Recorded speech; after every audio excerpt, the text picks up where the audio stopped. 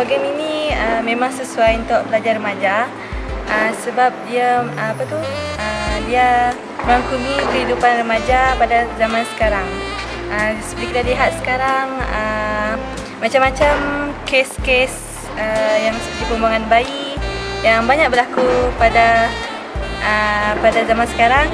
Jadi melalui program ini insya-Allah para remaja dapat mengubah diri ke arah yang lebih baik. Nadira rasa program ni baik tak untuk kawan-kawan yang lain? Baik, sebab dia memang dapat menyedarkan kita tentang dapat memotivasikan kita tentang apa yang terbaik mungkin kita buat dalam masa kita remaja ni dan apa yang elok untuk kita lakukan pada waktu kita remaja ni.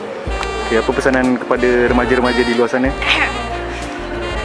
Okay, pesanan kepada remaja-remaja di luar, sekiranya anda mengikuti program ini, ambillah peluang untuk mengubah diri anda agar tidak terjerumus di mana-mana gangguan maksiat dan dia boleh membina jati diri yang cemerlang, kemudian anda boleh ke arah yang lebih gemilang. Okay, Nadira?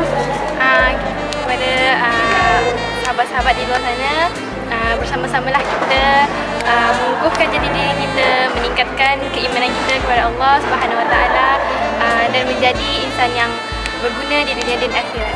Okey, terima kasih banyak.